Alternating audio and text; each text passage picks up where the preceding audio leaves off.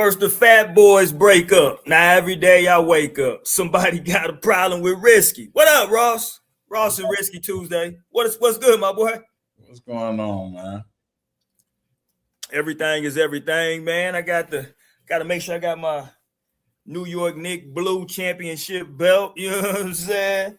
It ain't a W today. It's an M for Madison Square Garden. It's the Garden, dog. It's the Garden, baby. Ross, we got to talk about it tonight, man. We got to have a good time. NBA Finals fallout. I saw a couple people on Monday lose their mind, Ross. We're going to get into some World Cup as well. We got to talk Dame Dash. Lord, we ain't talked hip-hop in a minute. Oh, and we got a tour coming up in hip-hop as well. It's not a large tour, but we got Cash Money, No Limit, officially going on tour. Special guest Boosie Badass. So you got to talk about that a little bit. But let's go here, Ross. The finals are over. We know what it is. I don't know if you've been watching TV or paying attention, but the Knicks are everywhere. In the morning, in the evening, they everywhere, right? And they seem to be enjoying themselves. My boy OG was clearly baked this morning on Good Morning America. OG was on one. I saw Michael Bridges was doing a stream, getting lit up on stream. Yeah, he was. Yeah, man. So I never heard him talk so much. So they've been having a good time, bro. Two questions I have. But I guess I want to go here first because I saw people. I didn't think this was gonna be as divisive or as controversial. I know it's a slow news day, but a lot of people on the big shows, the mainstream, were talking about was it or was it not a big deal with Wemby with the shaking of the hands, and it was almost like it was a divide to where people was like it's something, it's nothing. I'm gonna let you run on this, Ross, but I gotta preface it by saying this. Y'all know me. One of my favorite players and point guards is Isaiah Thomas, and that man to this day gets scrutinized for not shaking Michael Jordan and the Chicago Bulls' hands. So take off. No, I don't think there's a problem with him not shaking hands in a 7-game series when made this playoff run, and by the time you get to the finals, you lose in 5 in such a heartbreaking way. Like, nah, I don't blame. In this whole run, I feel like they've been trying to scrutinize Wemby's sportsmanship ever since he elbowed Nas Reed, which he probably shouldn't have, to pushing Jalen Brunson. It's been a whole, is Wemby a dirty player? I see people calling him a crybaby and all this. Like, nah, I don't think it. I think DeMarcus Cousins, if you ever hear him, I think he summed it up best. Wemby really was defending himself. I feel like this whole run they had, this was him learning how to match the intensity,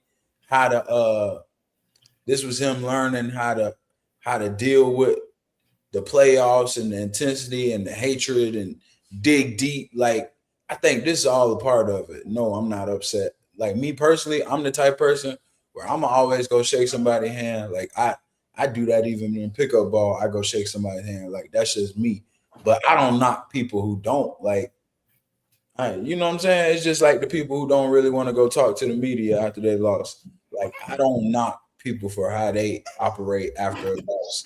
As long as you went and left it all out there on the court, I'm cool. Now, can we both agree? Think about it. When it shook up the Spurs right after they got their ass whooped, and everybody say he was wrong. And then now Wemby don't shake hands, and he's the complete opposite. Like, I feel like Ant was one extreme, Wemby was the other extreme, and both of them, are getting scrutinized. Now, you know me, I was on the side of Ant. You're getting pulled out of a game. You're not going back in. So I'm probably not going to go back down that way. The tunnel is this way. Okay, now maybe if you want to say, man, in the middle of a timeout, but the game's over because the coach is pulling the starter. So we're done. Ant clearly said it. Ant said, really, I ain't want to dap him up.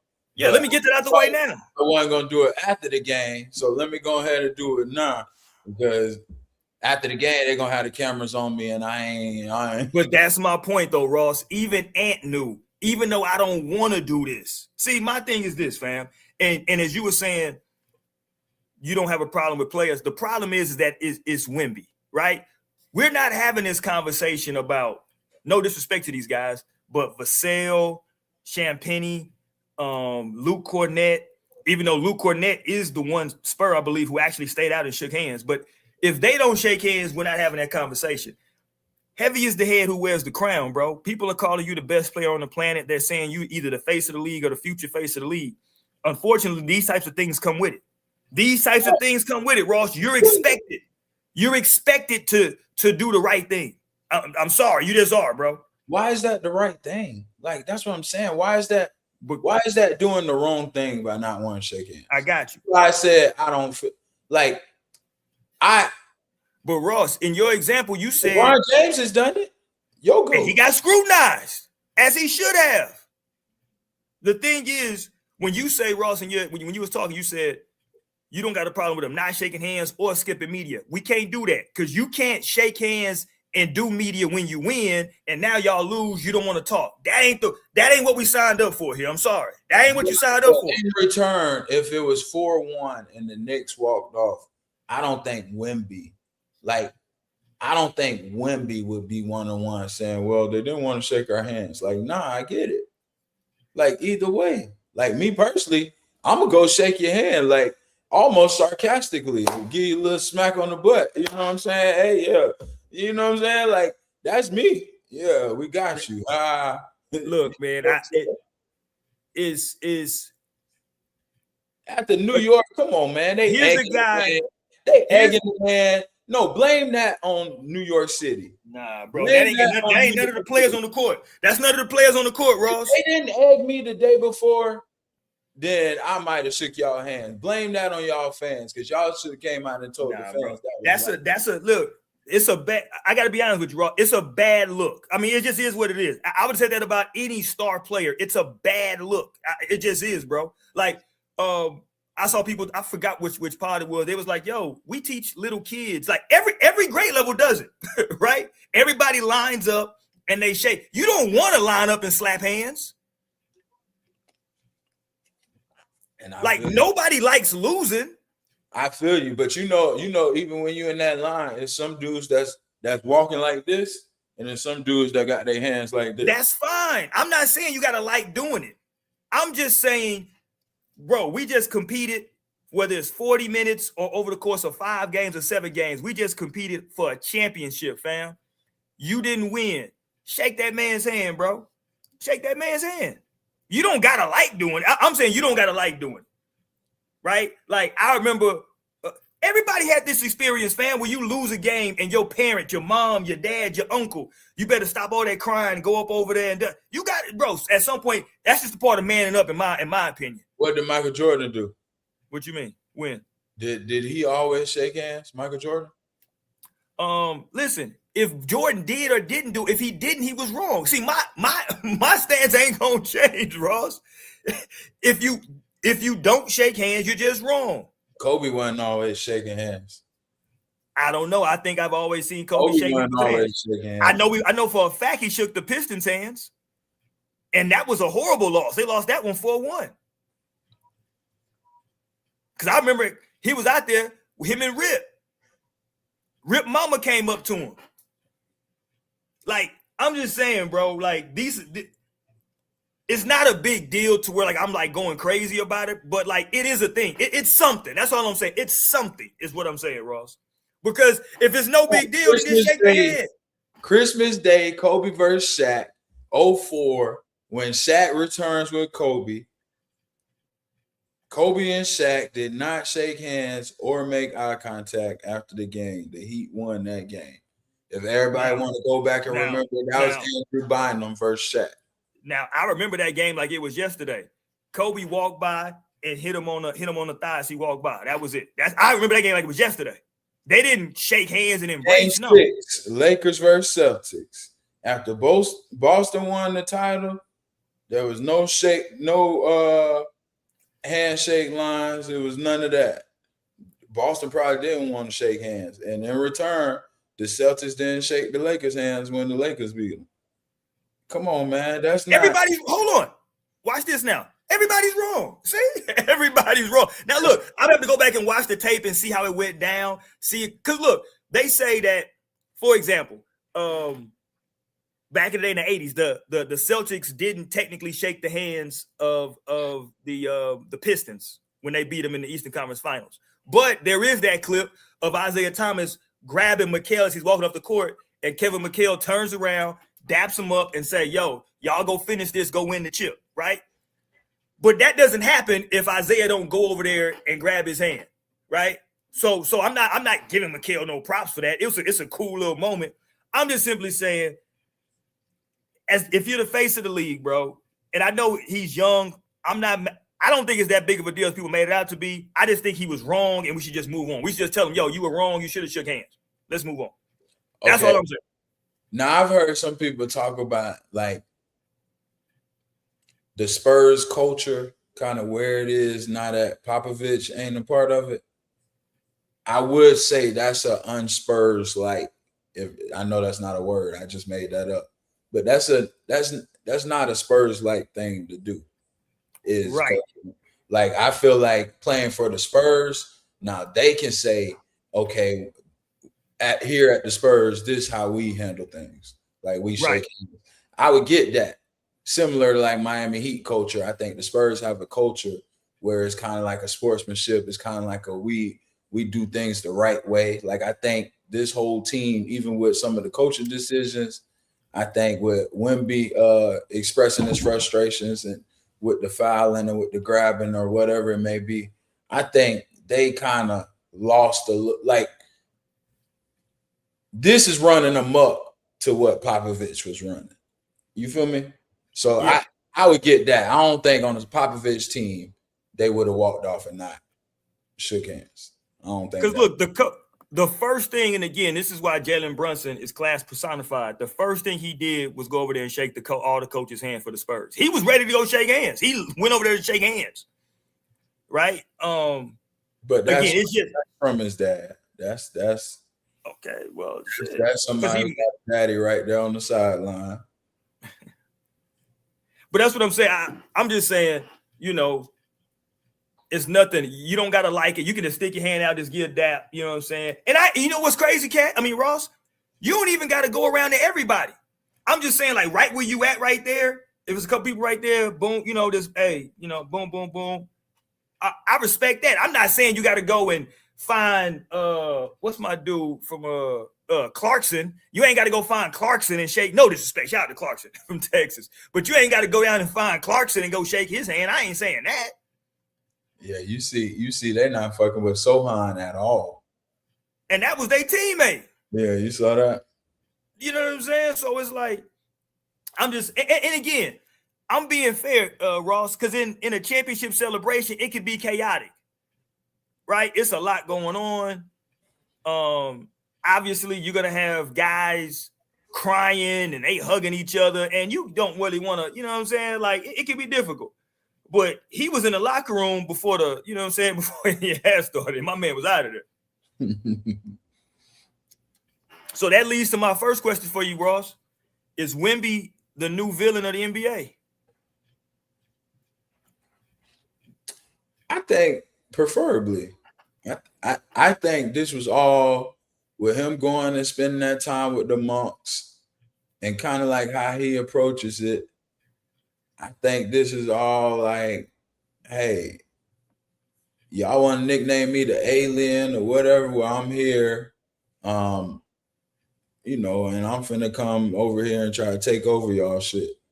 And I think, you know, that's what he wants to do. Like, I think with him going and spending time with, like, you could tell, and I don't want to say he's not a nice guy, but you can tell he just has an edge to him, kind of like what we said about him holding it against Chet, and like when he sat there and watched Shea win the MVP, when he spoke out about he should be in the MVP race and all, like I feel like he has an edge that's needed.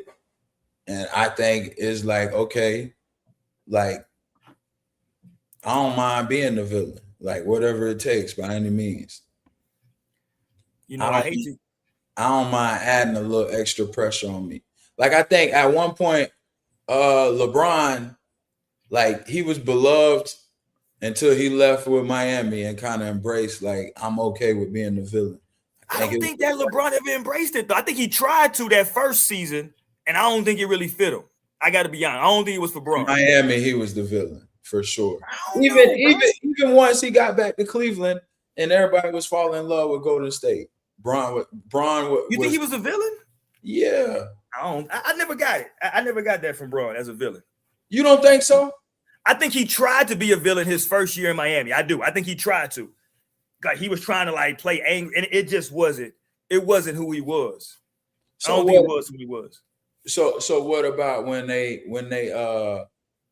met Boston and Bron said, "Fuck it, y'all like." Yeah, but I'm I putting think this that was just a personal thing. league finna ban this black mask because what I'm finna do to y'all. Yeah, but I think that was personal. Like I don't think to this day LeBron likes anybody from that Boston team. I mean, he won a championship with Rondo and with I put it like this: he don't mess with KG or Paul Pierce. I put it that way. So you think it was just smoke, but Bron wasn't really like saying F you to the whole league. Like I feel like Wemby, at a sense, is kind of saying F you to the whole league. That's what I'm saying. I think Wemby is, to borrow a wrestling phrase, is a natural heel. Yeah. And again, let me get in my wrestling nerd bag real quick. The fact that he's French, if you know anything about wrestling, Andre the Giant is from France, right? So it's kind of like these French dudes come to the U.S. and they can be. Andre the Giant was a babyface at first because Wemby was very beloved his first few years until we saw him in these. Because we don't really pay attention, unfortunately, in this country. We don't really lock in on basketball to the playoffs. So to be real with you, Ross, we don't really know what Wemby been doing all season. He could have been throwing elbows and pushing people down the whole time. Nah, because if you remember, just the whole hype around them beating Oklahoma City, it was like, oh, he hates these guys, and it was. Well, he pulled the ethical basketball trick, and that tricked y'all. See, I didn't fall for that. What? He pulled the ethical basketball, and everybody, oh man, he's right. That's not ethical basketball. And then he proceeded to go out there and hit people with elbows. But I feel like this is what you want your big man to be. This is what. No, I agree with that. Yeah, I'm with you. Yeah. I don't want a nice big man. Like, I'm sorry. Cat, shout out to you. I'm taking Wemby. Get him up off of you. Don't be making all the facial expressions and they're grabbing me. Elbow somebody. Get them off you. They'll get off. That's how we was raised. That's how we was raised. Yeah, if you get caught in that cookie jar too many times, you might catch an elbow and your ass gonna think twice about going in there trying to steal the ball again. But I think here's the double-edged sword for Wemby, though. There's a perception out there that he's also protected by the league. So that kind of makes it a bit like you're a heel. Yeah, you're doing heelish stuff, but also the league is kind of low-key protecting you. It's kind of like, it just don't.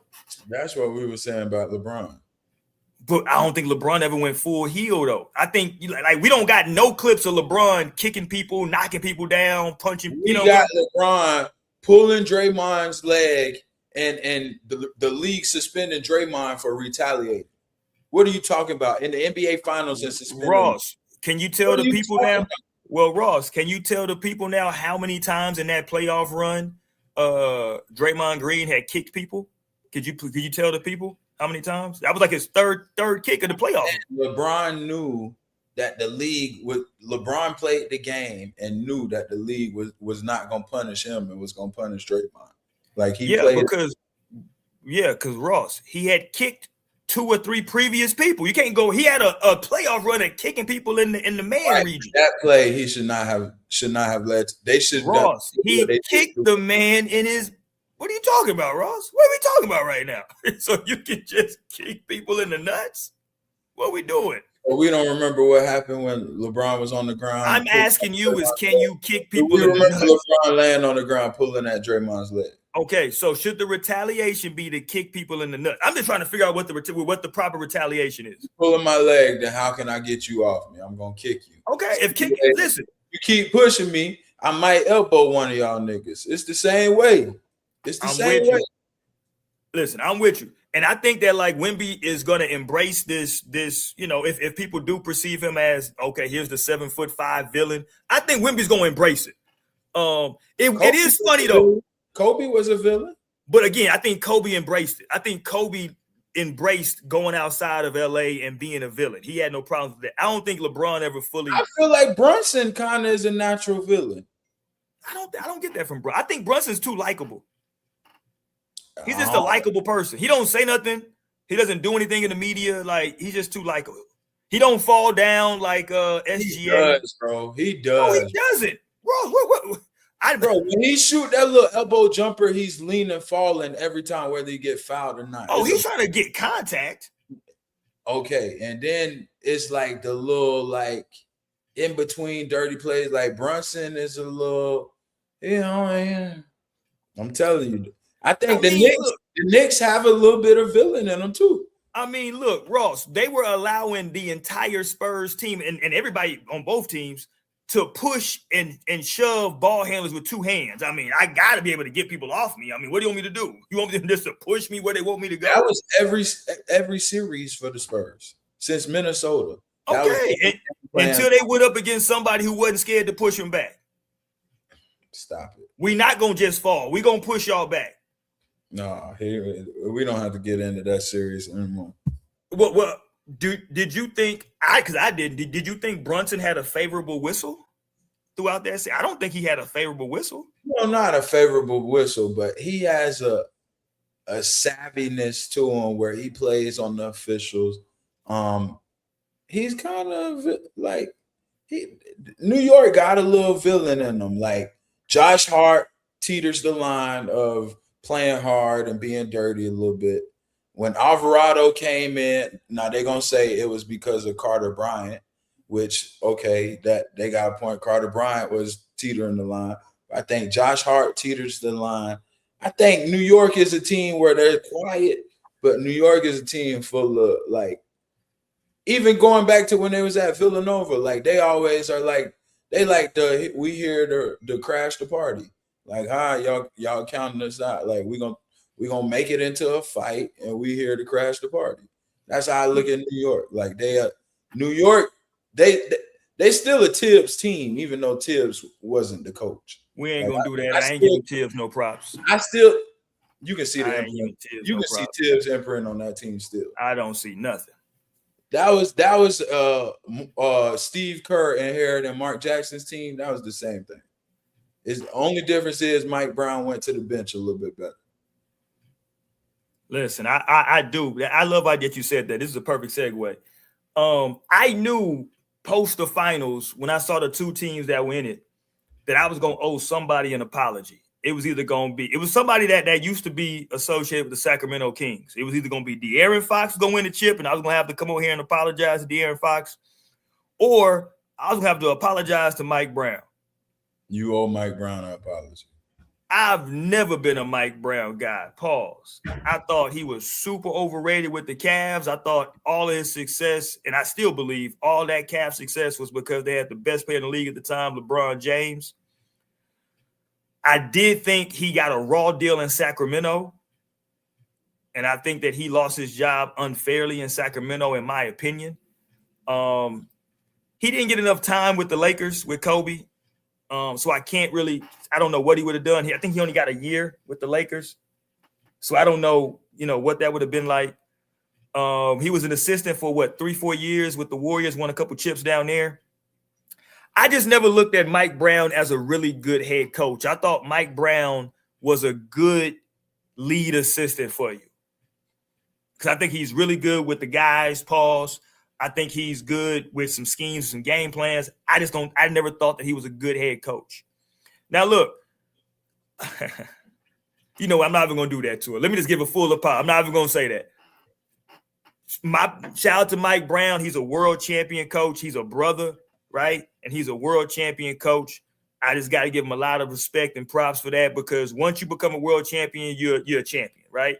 Nobody can take that away from you. And I know he had won championships being an assistant with the Spurs and with the Warriors, but it's different when you the head guy, when you the lead guy, when you the head coach, right? So I got to give him his card and give him his props. And I think we can both agree in terms of using the bench, switching up lineups, going to a lineup they haven't used all year. He outcoached Mitch Robinson for the Spurs. He outcoached him. Or is it Mitch Johnson? Mitch Johnson, right? Yeah, he outcoached Mitch Johnson. And you know, he was willing to go to different lineups, to put people in the game, to try some different things. So shout out to him, man. I'm gonna give him a lot of props.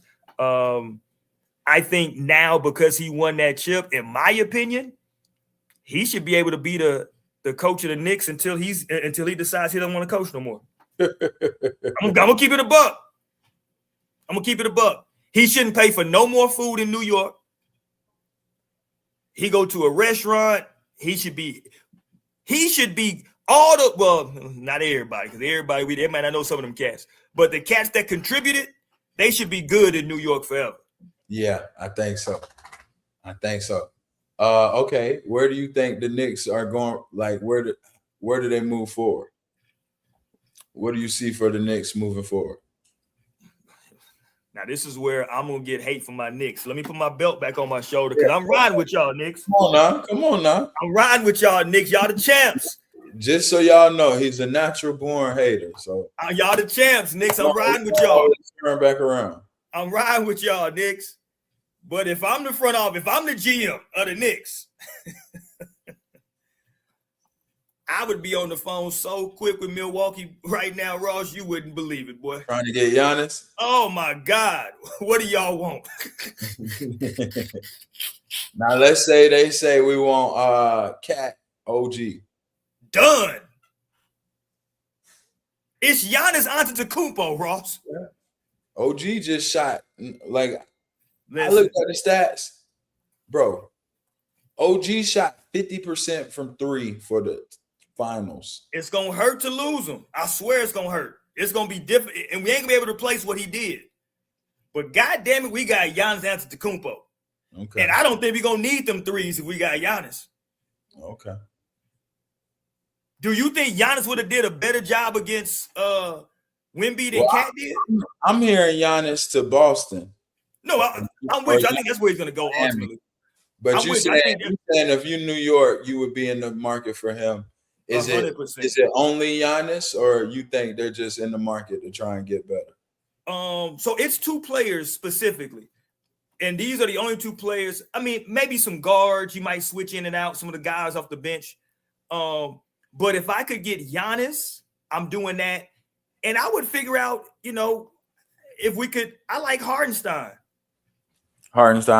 He was there. They chose not to pay him. But I'm just saying, like, you know, looking back, because like I think Mitchell Robinson's contract, I believe, is up. Yeah, I mean, Hardenstein might just be too much money that he wants, right? Yeah, I'm pulling it up right now. But we saw what he did against Wemby as well, right? We saw him against Wemby.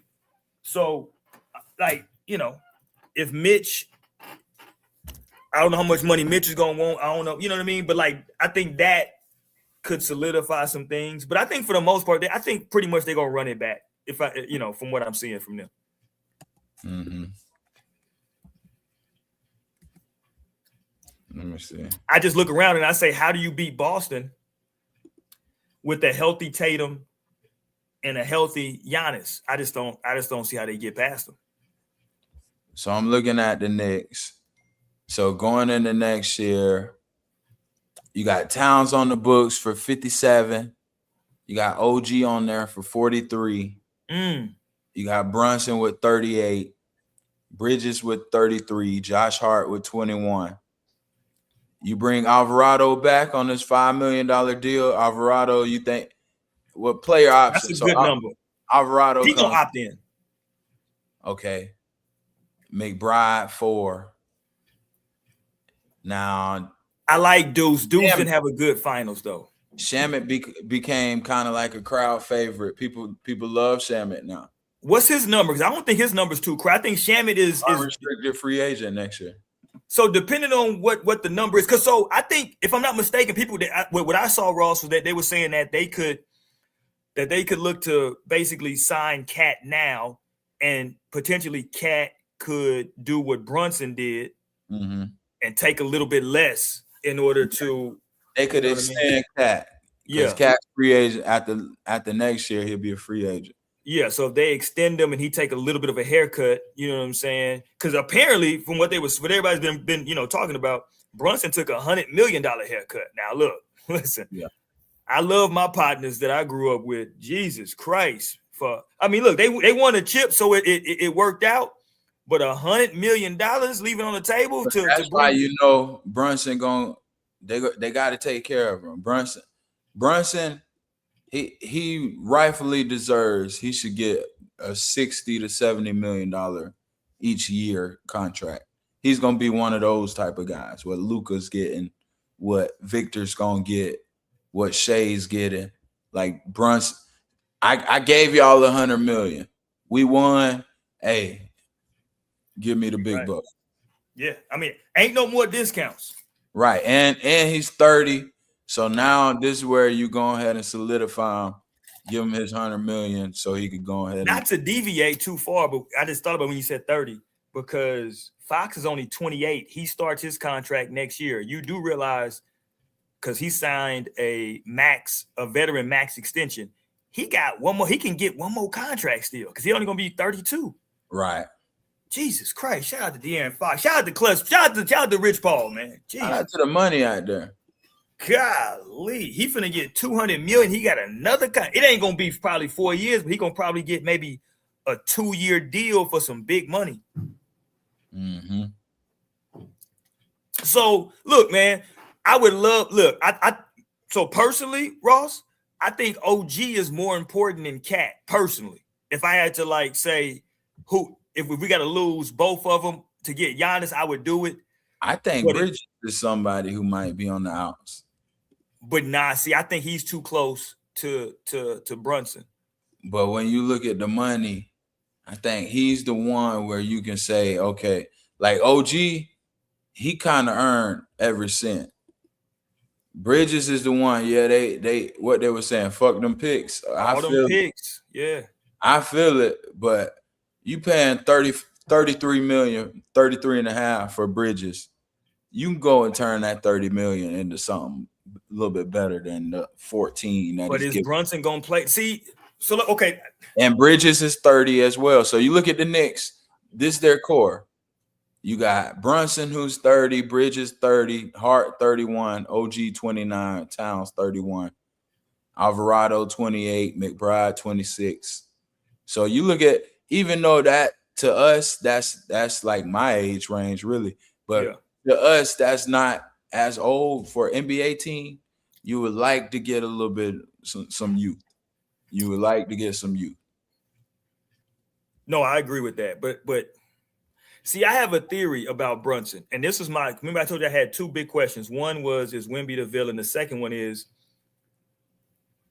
where do you rank Brunson? And before you, in terms of best players in the league right now, and before you go on that, I think what people are missing in this Brunson thing is it's going to sound messed up, but the reason Brunson became Brunson is because he was allowed to become Brunson, because he had people around him that believed in him. See, what happens is, first of all, you know this, Ross, you got a bunch of homeboys that have played overseas in the league and all that. All these guys are really good basketball players. Right. Situations, bro. Right. Like Brunson was in a situation in Dallas to where had Dallas re-signed him, he would have been a good sidekick player. That was going to be his ceiling because Luka would have still been there. Yes, he would have been able to maybe do his thing, but it was going to be a ceiling on him, right? When you're a smaller guard, a smaller player, you have to get to a situation where everybody allows you to do your thing. And he got to a situation where at the time, DiVincenzo was still over there. So he had him and 3 of his college teammates with him. and they all knew what he could do from college. So they just allowed him to do him. And because the team saw how good he was at that, now that the same thing happened for Isaiah Thomas. Because people remember Isaiah Thomas. I'm talking about the second Isaiah Thomas, right? Right. People remember him in Boston. They don't remember him in Sacramento. He was good in Sacramento. He wasn't bad, but he wasn't what he became when he got to Boston. And they just like gave him the ball and just, all right, cool, just do your thing. Allen Iverson, right? The thing about Iverson, I think personally, I have Isaiah Thomas as the best little guard of all time. I got Iverson second. But the reason that Iverson team in 01 was able to make a finals run is because when you have a small guard like that, you have to build a perfect team around them that fits them. Iverson had that in 01. Isaiah Thomas had that with the Bad Boy Pistons, right? And Brunson now had that with the Villanova Knicks, right? You have to build something around them. So first, it's difficult for teams to commit to small guards, right? Like you have to kind of like we saw Brunson and Isaiah Thomas from the Celtics. They kind of backed their way, into that position, right? Because they weren't that coming into the league. I think Isaiah Thomas was the last pick of the draft coming into the league, right? Mm-hmm. Played at Sacramento and then went to the Celtics when they really weren't that good and then kind of blossomed.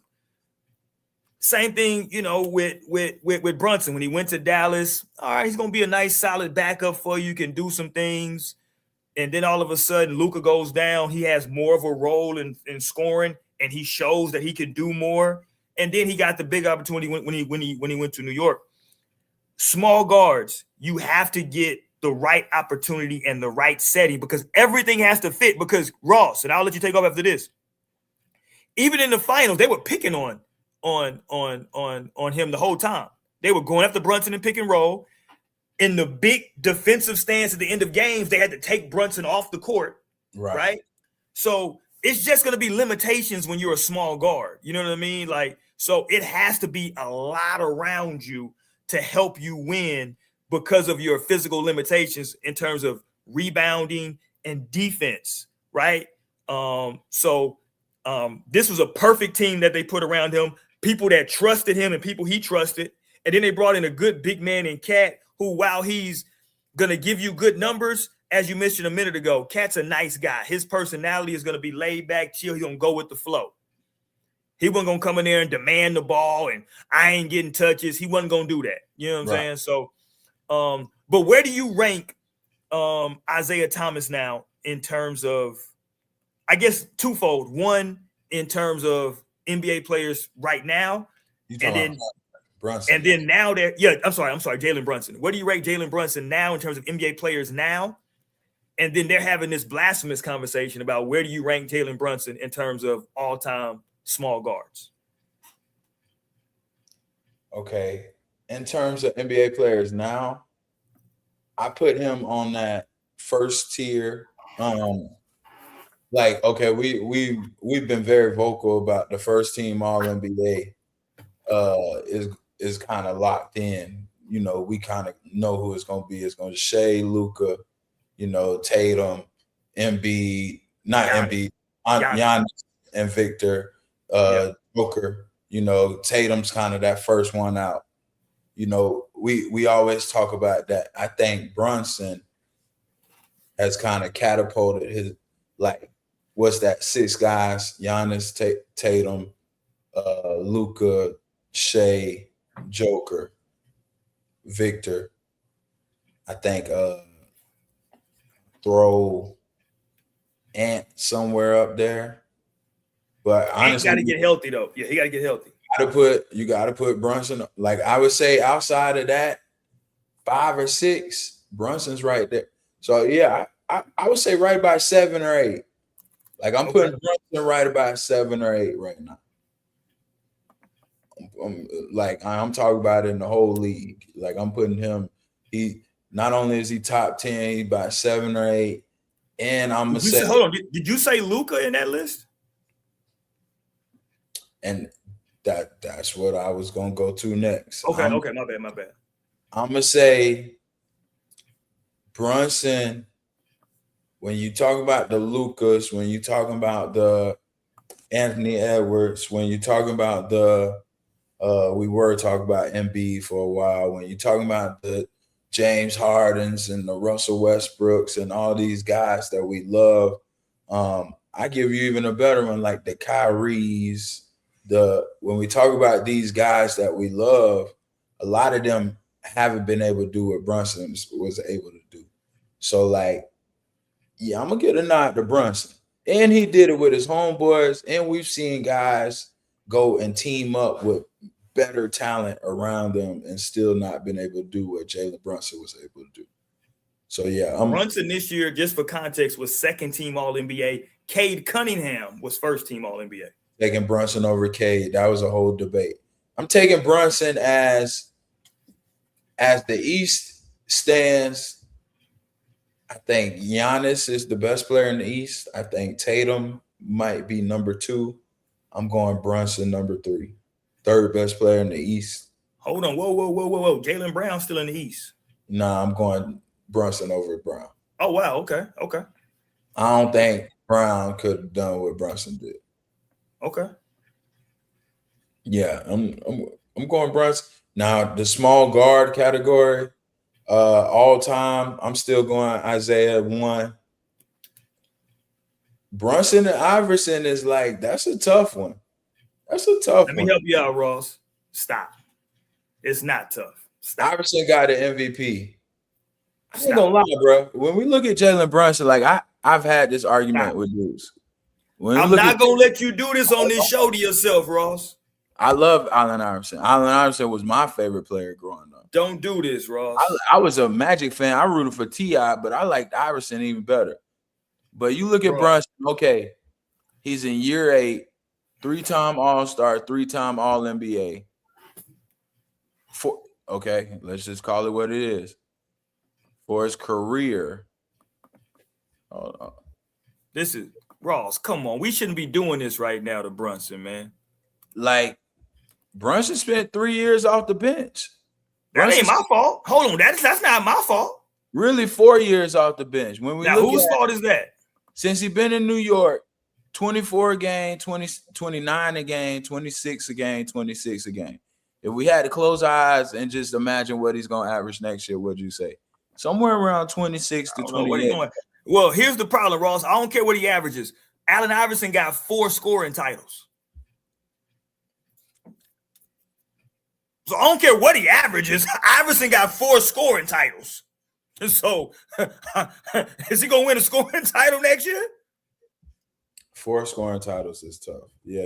Man, that's what I'm telling y'all. Pump y'all brakes on this. Bro, Allen Iverson a bad dude, fam. Don't do this to Jalen. This is Jalen Brunson's 4 scoring titles is crazy. Yeah, you're right. Man got 4 scoring titles, bro. You're right. Come on, man. Let's not do this. And like some of the years that they was trying to act like Iverson had bad years, like he was going crazy. I know. Yeah. Don't let them folks hype you up to think that Iverson wasn't out there killing people. Pause. Yeah, you're right. Because I'm looking at Iverson. His shit is ridiculous. Bro, You're right. Let's pump the brakes. Yeah, we got to relax on Iverson. Let's not bring that name up. This is when they were scoring 80 points a game. Now, and I'm going to tell you another name y'all can't bring up. And I promise you, Ross, if I'm nothing, Ross, you know me, I always say I try to be consistent as much as I can. Y'all can't bring up Steve Nash around me either. I promise you. I'm not hearing nothing about Brunson and Steve Nash. Sure. No. Yes. So what I'm not about to do, Ross, around them. Who had the better teams around them? What I'm not about to do, Ross, is take somebody who won not 1 but 2 NBA MVPs and just disregard that. I'm not gonna do that. I'm sorry. With them numbers he won with MVP, Brunson should have 2 of them too. But Brunson don't play the same style of point guard. All it took was 19 to 10. But Brunson don't play that style of point guard, though. Right, but Steve Nash ain't going out there averaging 30. But that's not what they needed him to do on that team, though. That's what I'm saying. That's why to do that. That's why they didn't win. What you say? Why the Heat lost? Because Dwayne Wade needed to go average more. No, what they did need him to do is score a little bit more. That's what they needed him to do. The man, but he's an assist, like he's a guy who passes. He led the league in assists 5 times, Ross. Right, and maybe if he would have been able to score just a little bit better, he'd have a ring. Or maybe, right? What's the Jewish guy's name? Amari Stoudemire should have been able to get some more buckets. Cat had how many points in game? Hold on. In game 5, in the greatest comeback ever. He wasn't playing against Cat. He wasn't playing against the baby Spurs. 2 times in the greatest comeback ever. Come on now. Steve Nash was on his way to a chip, and then Robert Horry took him out. Shout out to Robert Horry. Give you Steve Nash first MVP. Let me give you his team. Go ahead. Can I give you his team? Go ahead. And I got the box score. Can I give you his team? Steve Nash was 4th in scoring on his team. Amari Stoudemire averaged 26 and 9. Sean Marion averaged 19 and 11. Joe Johnson averaged 17. Steve Nash averaged 16. Quentin Richardson averaged 15. Jimmy Jackson averaged 9. Barbosa averaged 7. That was a damn good team. That team right there. That's not a championship team style. That's a championship team. What you mean? No, it's not. What you mean? They had 6 double-digit guys. You had Joe Johnson as your 3rd option. Joe Johnson, that Joe Johnson wasn't Joe Johnson yet, though. He was averaging 17. He wasn't Joe Johnson until he got to Atlanta. No, stop it. He was a really good player. He was a really good player in Phoenix. They knew he was going to be good, but he wasn't Joe Johnson yet. Quentin Richardson was averaging 15 points a game. He was your 5th option. Yeah, because Steve Nash was getting boys to listen. When you got a point guard who can spread the ball around, everybody can score, Ross. That's the point. And if you look at it, they was healthy. Amari Stoudemire, 80 games. Sean Marion. What year is that, though? What year is that you're looking at? That's 04-05. That's the year the Spurs won. They got beat 4-1 to the Spurs. Come on. Steve Nash. That was Steve Nash. Hold on. Ross, first of all, you acting like that Spurs. Hold on. Time out. You acting like that Spurs roster was just like some whatever. That Spurs roster had 3 Hall of Famers, Ross. Okay, I got the stats for the Spurs. I love this. This is why I love technology. They had 3 Hall of Famers. You're right. I'm looking at the Spurs. Timmy D averaged 27 and 14. Ginobili averaged 22. Tough. And Parker averaged 20. Tough. So your 3 Hall of Famers are all averaging 20 plus. Now, who averaged 20 on the Spurs? I'm sorry, on the Suns? One guy, right? Hold on, I got you. Okay. Amari Stoudemire averaged 37 and 10. 37 and 10. Hold on. You're saying for that series against the Spurs. Got you. Averaged 37 and 10. Now, Steve Nash, you MVP. 23 might not be cutting it, my boy. When your other guys giving you 37 and 10, Joe Johnson. You just told me Joe Johnson, the guy you told me wasn't a good 3rd option, averaged 18. Now Quentin Richardson. But hold on, time out. You told me during the regular season, Steve Nash averaged 17. Now he's averaging 23. So he upped his average by 6 points. Right, but you get outplayed by Tony and how has he been outplayed? He's scoring more points than Tony. You the MVP. Well, I got a guy averaging 30. Listen, I will say this. That year, Amari started, like, people forget, Tim Duncan was almost going to retire after that year because he was like, I can't guard Amari Stoudemire. Amari gave him Amari was unbelievable in that playoff run. Like, I distinctly remember those conversations where, like, people was like, yo, Tim might be on his way out because he can't mess with this young bull, Amari. Amari was giving them fits. The next year they lose to Dallas, and let's see, Steve. That's that. But hold on, you even said it for this Knicks run. Is that Dallas team that's just on a? No, that's the 06. That's when they met young Miami Heat and lost. That ain't the 11. Okay, but that arguably is a better team. Yeah. So Devin Harris 11 a game. Jerry Stackhouse 13, Terry 16, Josh Howard 19, Dirk 28. First of all, everybody except Dirk, no disrespect to Dirk, because Dirk was the head of this thing, he was a scorer. But everybody else you named, that Josh Howard, all the rest of them cats, dogs. Like Josh Howard, listen, the way the NBA did Josh Howard needs to be studied. They just decided that he wasn't gonna play in the NBA no more. Damn, let me give you this Phoenix stats. This is some basketball historian shit. If y'all really, 2000s was raised on basketball, y'all will appreciate this. Boris Diaw.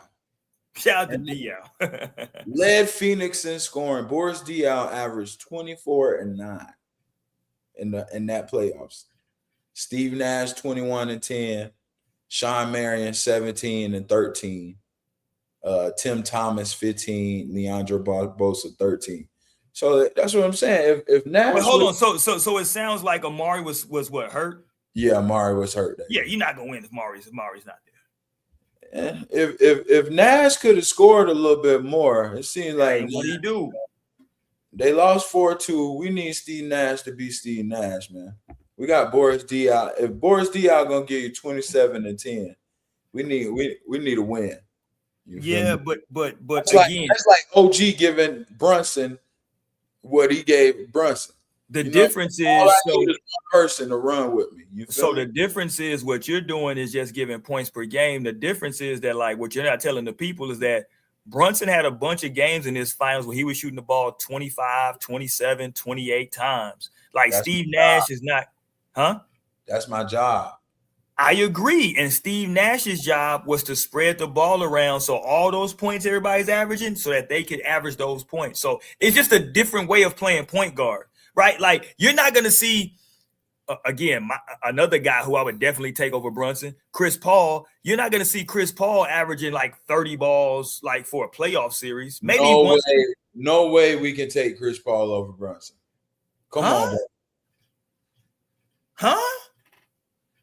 Them Clipper scenes. What? Come on, bro. What? Who are they gonna beat? They was gonna beat Kobe. They was gonna beat Shaq. Who are they gonna beat? Who played with better talent, Chris Paul or Jalen Brunson, over his career? And I'm giving Brunson, Luka, and Cat. What's the talent? Hold on. What's the talent? Hold on. What's the talent that Chris Paul played with? Are you saying Blake Griffin? Because who else besides Blake Griffin? Chris Paul to play with Harden, Blake Griffin. What you mean? Okay, with Harden, what happened with Harden? He got hurt when he got there. They were about to beat the Warriors and he pulled his hamstring. Was Chris Paul in Houston 1 year? How many years was Chris Paul in Houston? He got old quick if he was only there 1 year. Okay, but hold on. Brunson has been in New York more than 1 year. So I'm just talking about the year when they made their run. Brunson's on year four. What I'm telling you is the year, just because Brunson's been in New York for a couple of years now. It's year 4 now.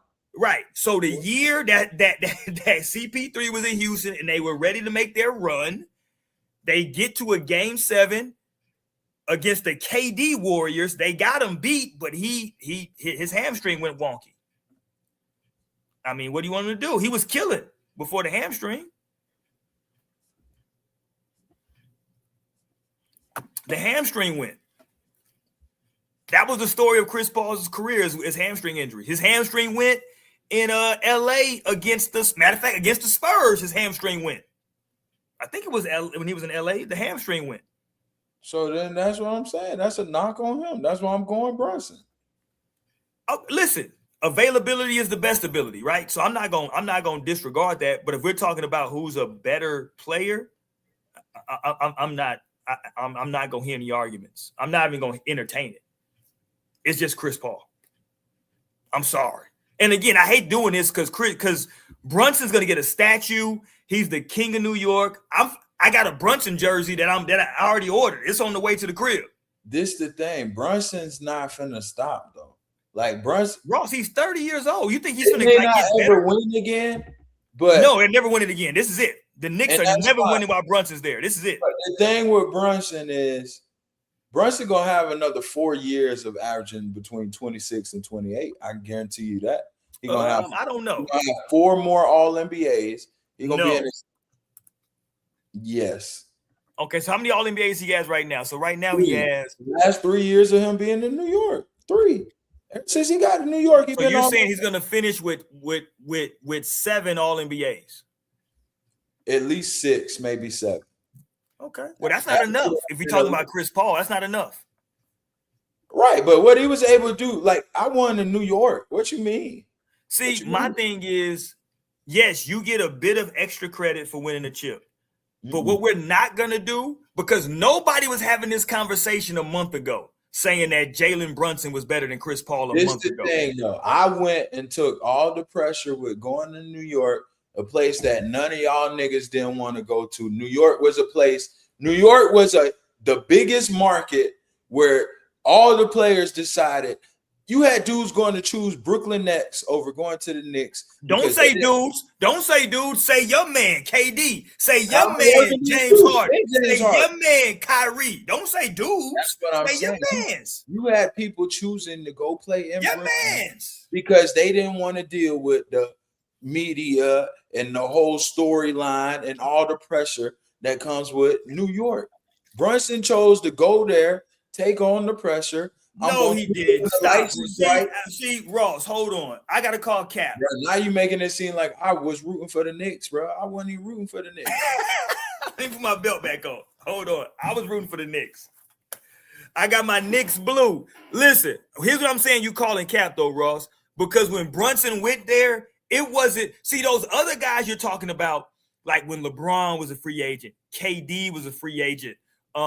Hell, even Donovan Mitchell when he was a free agent, when they were a free agent, yes, there was pressure on them that if they went to New York, Carmelo, when he went to New York, there was Amari Stoudemire. It was like there's pressure on them to win a chip. When Brunson showed up in New York, nobody thought Brunson, there's pressure on you to win a chip. That's not a thing, Ross. Don't make it like that was a thing. That's what I'm saying. He didn't have the pressure. I'm gonna go to the place where none of y'all niggas want to come here. And no, that's not why he went. Guess what? I'm gonna go get my friends. We've seen a lot of dudes try homie ball. I criticize KD. You and I talk about it. I said the knock on KD is he is the dude that rather plays with his homeboys than go win. We go to the gym all the time. You and I met each other by playing basketball at the gym.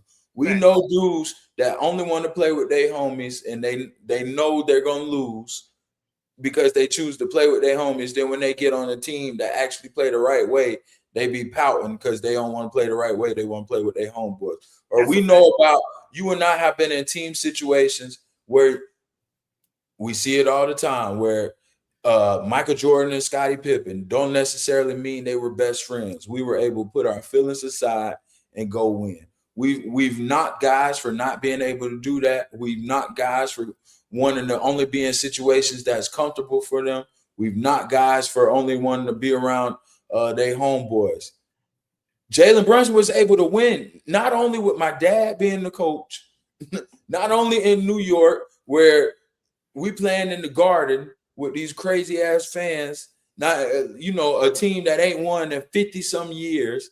I'm gonna go and win with all this. I'm gonna take it all on, and I'm gonna drop 45 in the game 7. So y'all ain't got right when y'all was thinking I wasn't gonna get Finals MVP, and y'all was gonna hold that and say, "Oh, but he ain't win Finals MVP." Watch this. What you mean? So Ross, I ain't want to have to do this. Because this should be a time where we're just celebrating Brunson. I hope to have my Brunson jersey here next week so I can wear it. Because I want to celebrate Brunson. I got my New York Blue championship belt. I don't want to do this. But the reality is, who's the president of the New York Knicks, Ross? Do you know? If not, I can help you out. Leon Rose? Yes, Leon Rose. Now, do you know who Leon Rose's first client was as an agent? Who's Leon Rose's first client? Rick Brunson. Okay. So when they brought him in, right, to New York, this is a guy who was already locked into the family, right?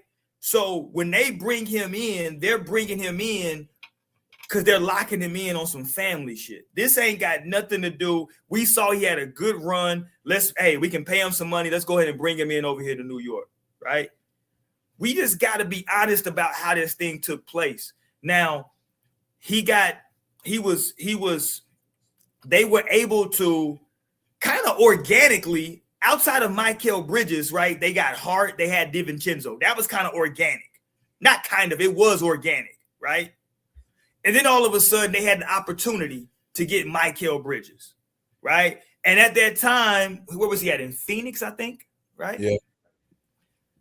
Phoenix Mikal Bridges was very coveted. He went to Brooklyn. Brooklyn, right? Brooklyn. So see, people forget, Ross. This is what I always say. When you are on these teams that are not very good, this is our dude. What's our other dude from Brooklyn? Is it Cam? Cam Johnson. Right.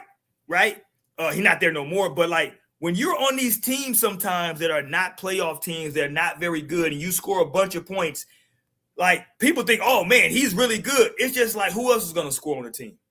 Right? Like people forget that David Lee played for the Knicks and averaged 20 and 10 at one time, right? Like who else is going to score? So they traded a bunch of draft picks, brought in Mikal Bridges, right? Now, we can all agree Mikal Bridges hasn't lived up for what they traded him for. But more important than what they traded him for, he brought security and stability to their best player, Jalen Brunson.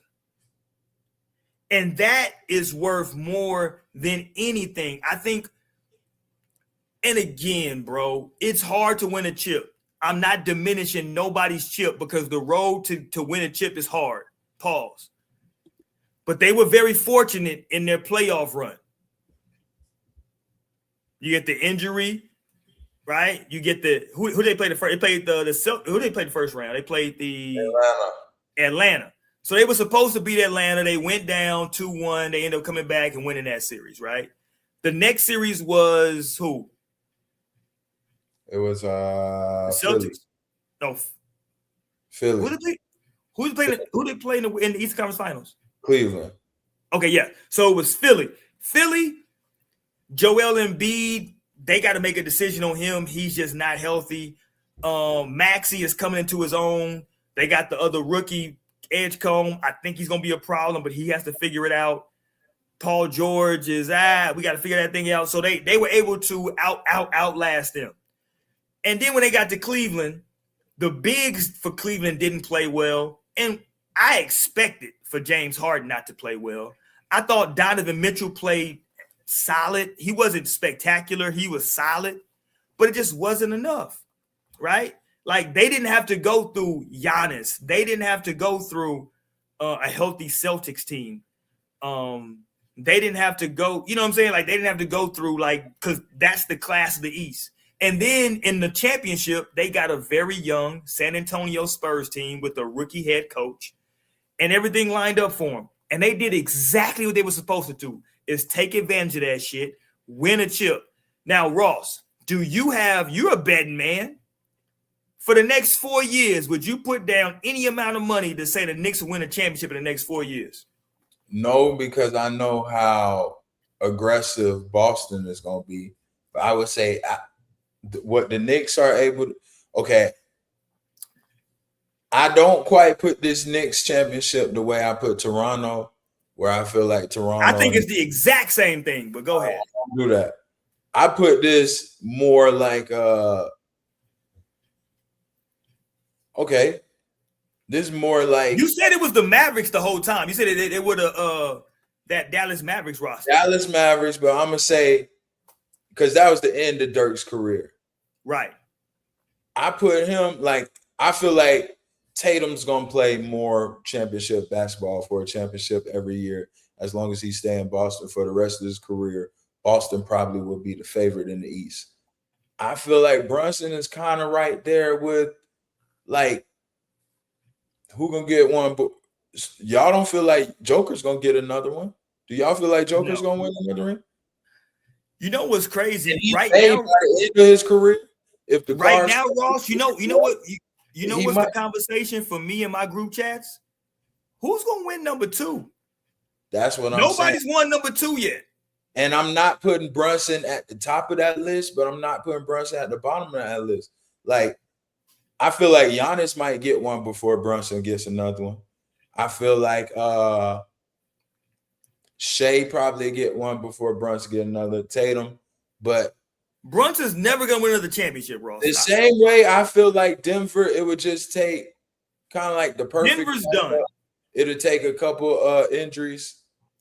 I feel like that's the same for New York. Like New York will always be, if Boston's out of it, I feel like New York can beat anybody in the East. If you take Boston out of it, and I'm looking at the teams they beat in the playoffs since Brunson's been there, and I'm happy you brought this up. Since Brunson's been there, they beat Boston last year. They beat Detroit. No Brunson. I mean, I'm sorry, no Tatum, but go ahead. No, last year they did. You remember they came back? I thought Tatum was hurt. Hold on, I gotta pull it up right here.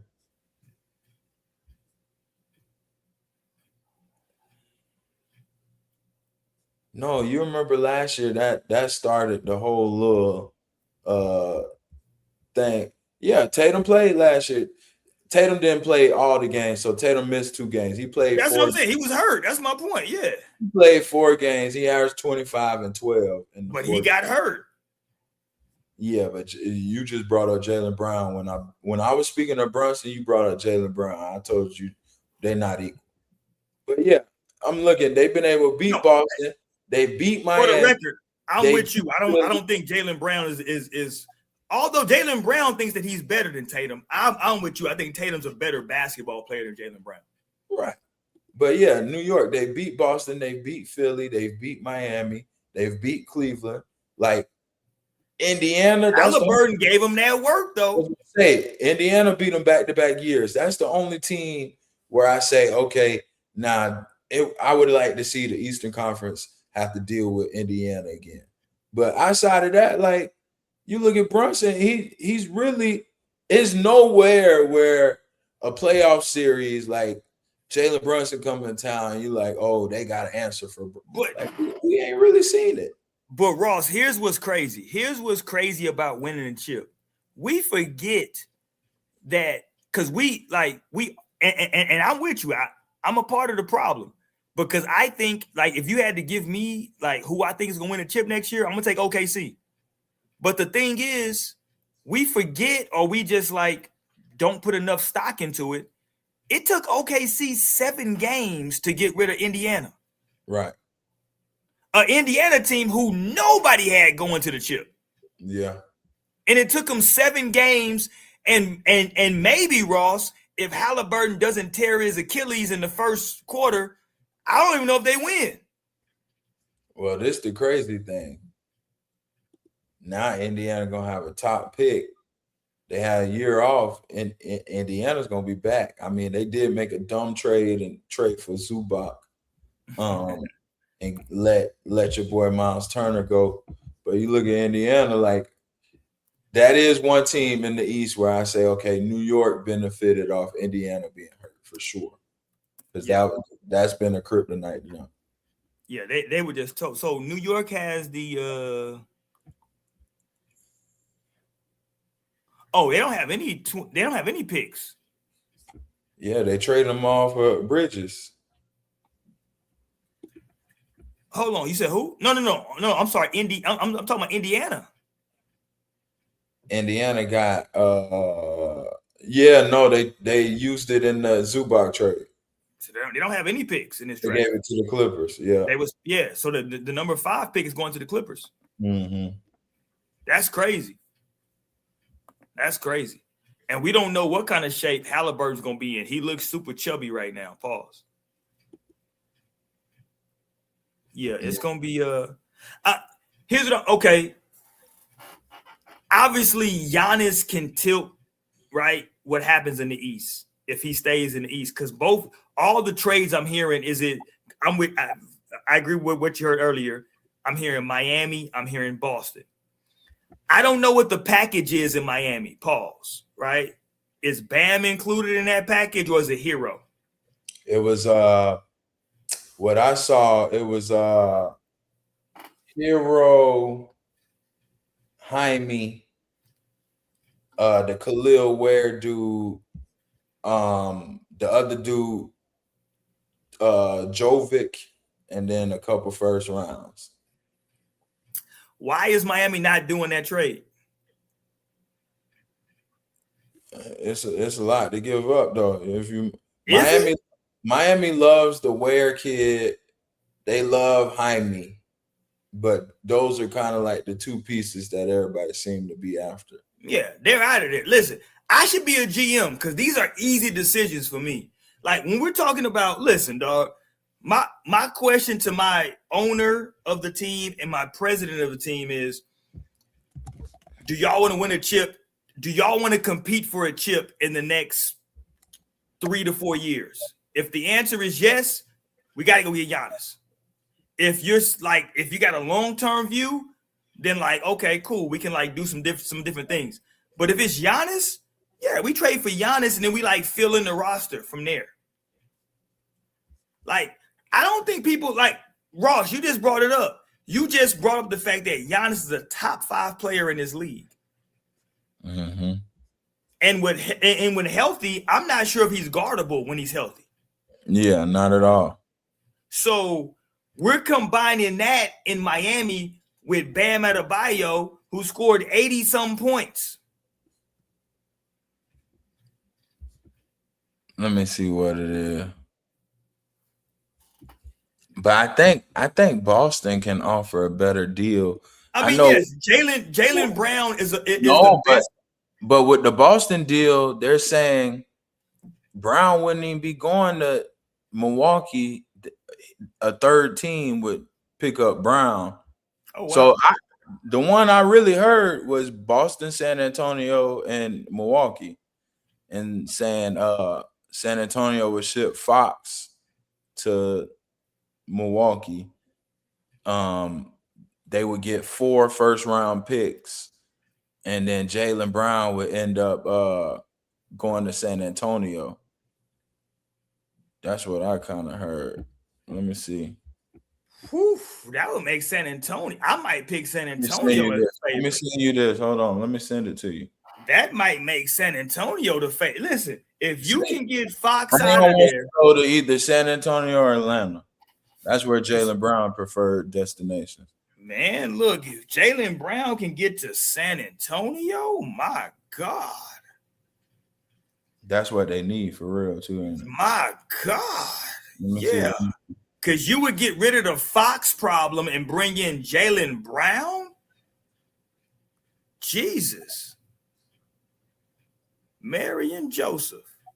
Hold on. I'm going to send you this right here. The thing is, with all these rumors, it's just so much. Yeah, this dude, David Miller, NBA, has been going nuts. Let me see. David Banner. There you go. I just texted to you. Okay, let me check it. Oh, where my phone at? You texted to me. I don't know where my damn phone at, Ross. Hold on. Where the hell is my phone? Hold on, let me find my phone now. God, I'm like an old man around here in the house. I gotta yell for my wife. Where my phone at?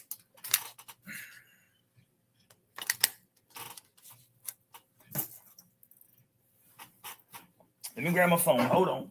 You good. Yeah, if I'm the Spurs, I'm definitely looking to move on from Fox. If you can mess around and bring my God, if you can flip Fox for Brown, my God, you do that every day of the week, Ross. You see it?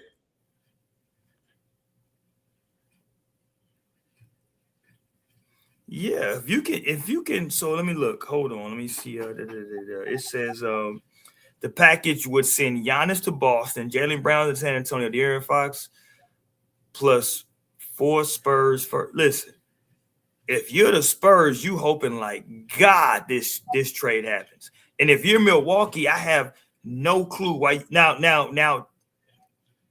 why would you want De'Aaron Fox if you're Milwaukee after what you just saw?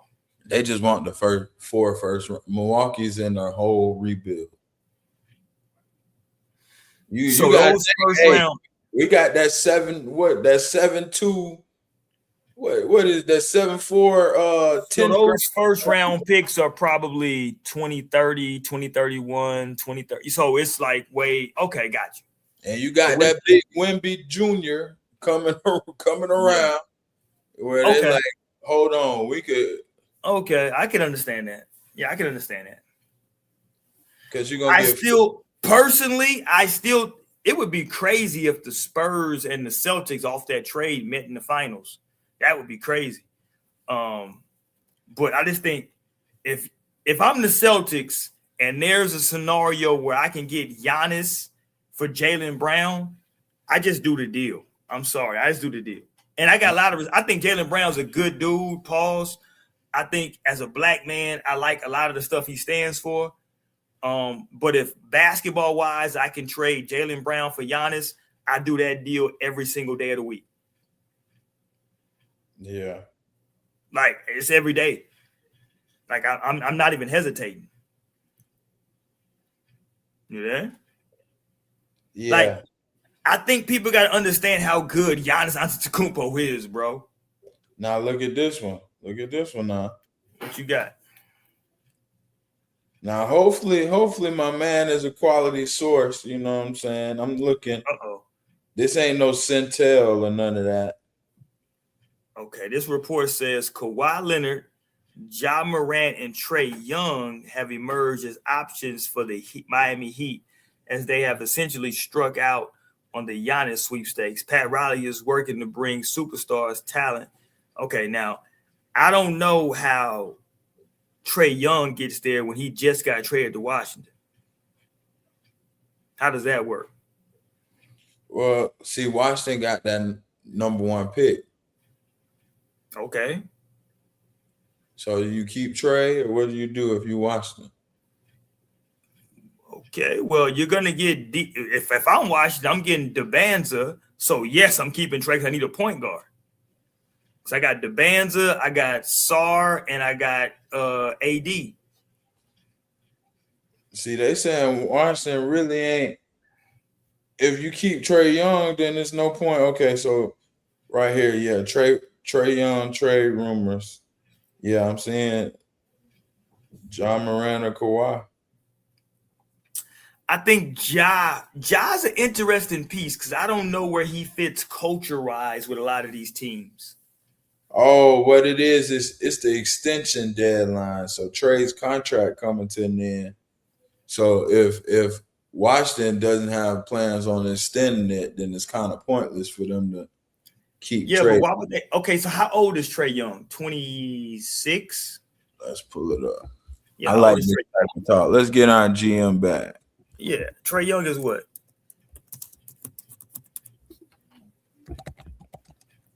How old of a lad is Trae Young? 27. Actually got a birthday coming up in September, so he'll be 28 in September. And next year he's on the player option. Last year of his contract, he'll make 49 million next year. He'll be an unrestricted free agent the year after. Okay, so you trade him to Miami for who? If Miami struck out on the Giannis trade, then he just don't fit Miami culture to me. That's what I'm saying. He don't fit Miami. Neither does Ja Morant. I feel like Miami was the team to kind of expose Trae Young. Like they were the first team to show, hey, Trae Young can't really play winning basketball. Right. And I would never pick up Kawhi Leonard. Like, he's never going to be available when you really need him. I don't know. Kawhi had his best year this year. Okay. And what did it mean for the team? Right. But they traded away their team. Oh, okay. But you told me he had his best year. What did it mean for the team, him having his best year?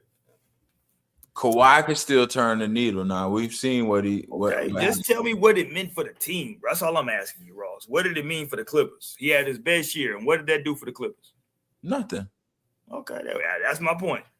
So Kawhi is not the type of player that you can put him on a team and it can do anything for your team, just him playing well. because he doesn't affect the game in the way like a LeBron James affect the game in multiple facets. Like LeBron James was taking teams that weren't that good and making them not only playoff teams but final teams because of his play. Like what that's if you not what told me San Antonio could get Kawhi back? Nah, he wouldn't go back there.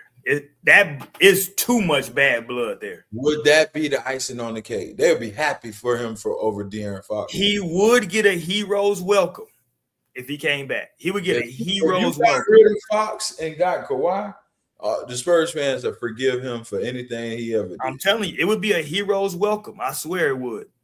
But I think the thing that you're not factoring in, Ross, with bringing in Jaylen Brown, with bringing in Kawhi Leonard, they got a rookie by the name of Dylan Harper.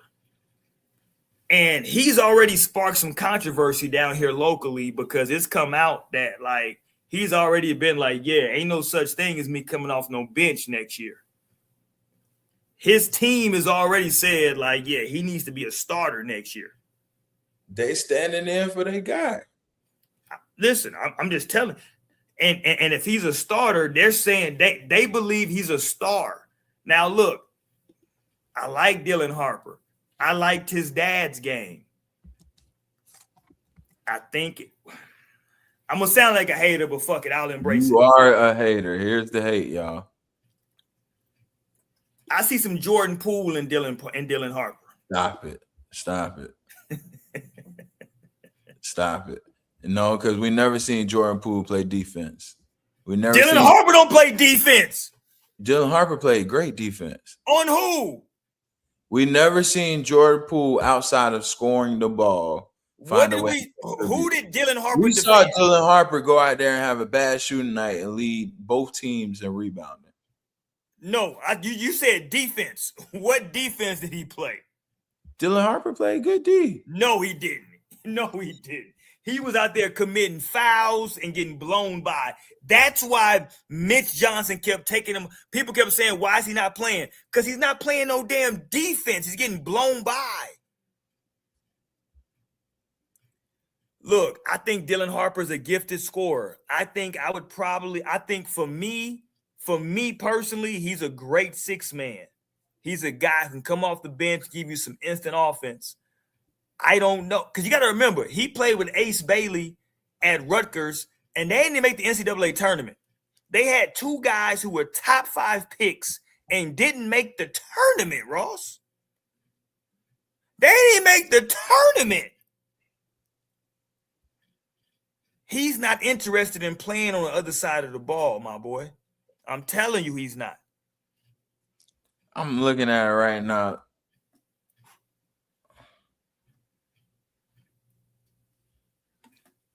He got a high defensive rating. Like come on, man. That's one thing Dylan Harper does. You can't really go by him. Well, how did Brunson score all those points? Who he scored all those points on then? It says with Harper and the Spurs boast when they're on the court at the same time. The Spurs defensive rating 96.4. When Castle, Harper, and Wemby, they're by far the best team defensively in the league. It says with them three out there. So the question would be, I don't think it was Harper. I'm gonna be honest. I think Brunson was getting his off on Champagne. I like Champagne. I think that was the one guy where like the Knicks kind of found the matchup with Champagne. I think Vassell did a good job. Castle did a tremendous job. I think Harper did a good job. I think Fox slept a couple times. I've asked you this question a few times on the show, Ross. I'm gonna ask you again. What's Dylan Harper's position? How did they play him? No. Not how they played him. What's gonna be his position in the NBA? It depends. I think a bigger question is what's Castle's position. I think what Castle's not is a point guard, and I think we're gonna take the ball out of his hands. Okay. So you think Harper's a point guard? By default, because who did you see Harper pass the ball to in the entire finals? Nobody. He came in to score. That's my point. Like, that's what he does. He's a scorer. He has a nose for getting to the cup and scoring the basketball. And there's no shame in that. Jamal Crawford made a great living on that. Lou Williams made a great living on that. Manu Ginobili made a great living on that. There's been a lot of players who made a great living on coming off the bench and just having a nose for scoring. I think it's different when you're a starter because the responsibilities you have now are more than just scoring. Because if they put him at the point guard, the responsibilities he has are more than just, I'm just going to do me and get to the cup and try to score. Okay, but I told you I would love Van Fleet at the Spurs. I'm going to tell you another guy. I would love the Spurs to go get like they need somebody who can just knock down the jumper. That's the only thing. Like, I feel like that Alvarado pickup for the Knicks, that's why I keep bringing him up. Like, Alvarado would have been the same way Alvarado was able to come in and help Brunson from being pressured just to bring the ball up. I feel like Alvarado with the Spurs would have been love. I feel like and that's a good point by you. There's no more true point guards in the whole NBA. No. At all. No. So like I feel like the backup point guard position. Those are the guys who distribute the ball as the backup point guard. That's at a premium. I feel like those guys, because you're running out of. Okay, who do you got? You got Jones. You got. Jones was done though. He was in Orlando. He was done. We got rid of him. We cut him for nothing. I'm talking about the little brother. You talking about the bigger brother, I think. The bigger brother, Tyus Jones. We tried him in Orlando. We thought he was gonna be good. He's done. But I think Trey Jones played better for Chicago. Yeah, I think Trey Jones is really good. I think what's my boy name from Germany? Black guy from Germany. Schroeder. I think Schroeder is still the best backup point guard available in the league in terms of a backup point guard. You got Schroeder. You going Schroeder or Pritchard? So Pritchard is, I'm not sure how good Pritchard is outside of that Boston system. So I've seen Schroeder in multiple places play well. I haven't seen Pritchard damn good in San Antonio though. I think Pritchard would definitely fit in San Antonio. I agree with that. I think he would definitely fit in. That might be the one. Yeah, I think Pritchard would definitely fit in San Antonio because you can bring Pritchard in when Harper is struggling, and I think he could Pritchard gonna hit a jump shot. But again, the problem with Boston's offense, Ross, has been heavily dominated by Jaylen Brown and Jason Tatum. So Pritchard, in terms of point guard, hasn't really had a lot of responsibility in terms of running the team. It's just I bring it up the court, I get it to Jaylen, I get it to Jason, and that's it. With the Spurs, because at least at this point, right? At least right now as we speak, Wemby doesn't have any post moves. So you can't just bring it down. Wemby puts up his hand, you throw it to Wemby, and he gets to something. That's not a thing. So you know what I said a couple of weeks ago, Ross. If Wemby commits to learning the hook shot this offseason, he's unstoppable.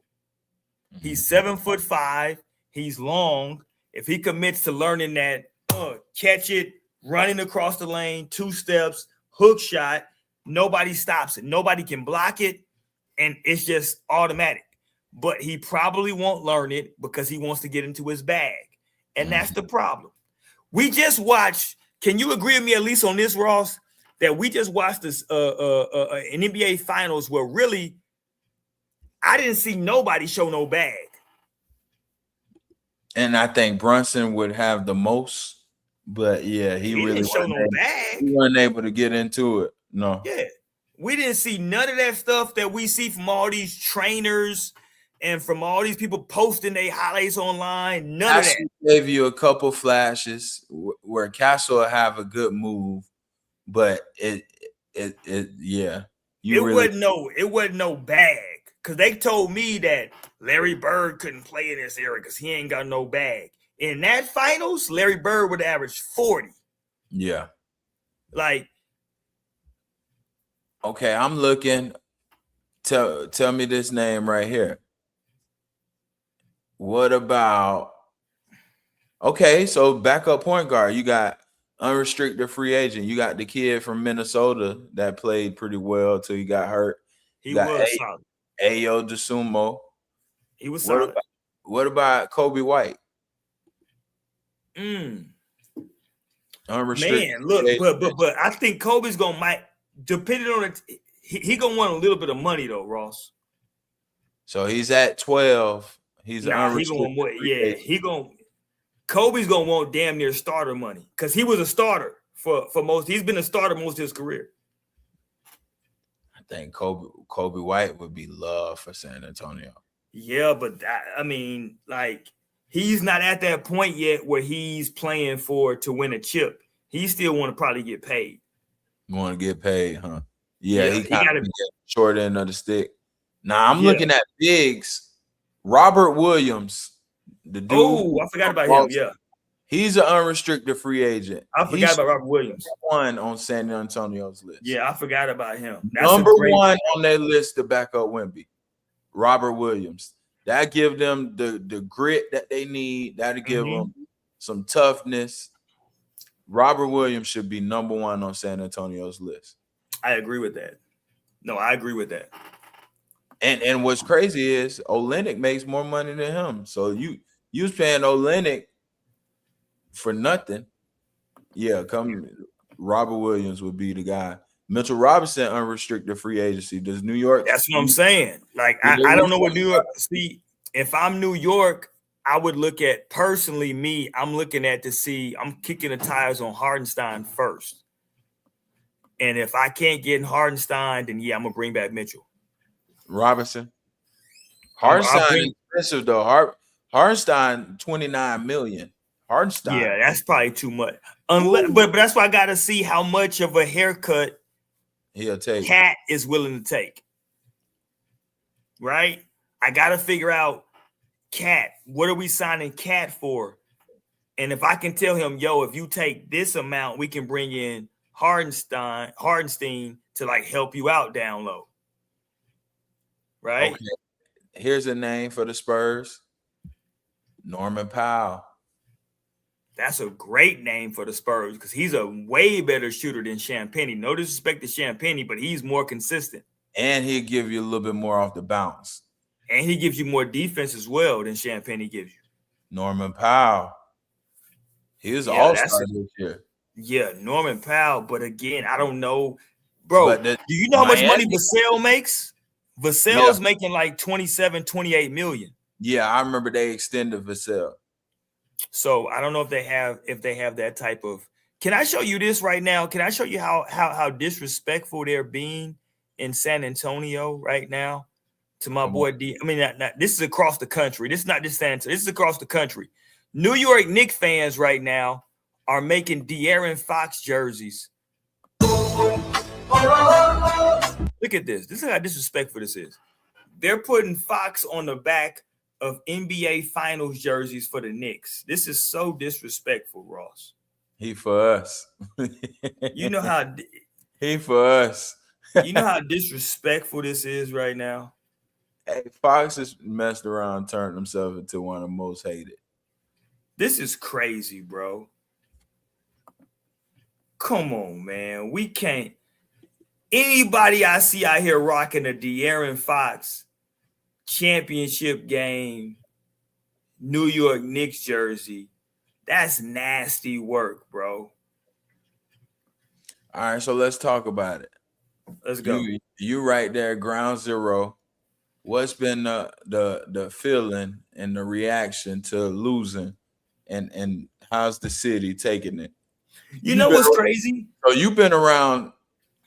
Have you seen the Spurs lose in the final? Were you ever there for a loss? Oh, the Miami Heat. I wasn't living here when at that time. So you've only seen them win. Well. I'll say this. So like, I've only since I've been living in the city, they hadn't won anything, right? Like, Okay. I'm a Texan, so like I've seen them win, but like since I've been living in San Antonio, I haven't been here when they won a championship. I'm trying to think what's the last championship they won? 2000. That was 2014, Okay, so I was here. Yeah, 2014. So I was here for that. This was different than that. This felt different than that 2014 run. You know what's crazy? Everybody seems to be coping with the fact that like they were quote unquote young. And I'm gonna be honest with you, Ross. I don't think that Wemby wins a championship. Oh, stop it. Let me tell you why. Bear with me and let me tell you why. First of all, he's 7'5". So what you would have to do, Ross, is show me the 7'5" guy who won a chip.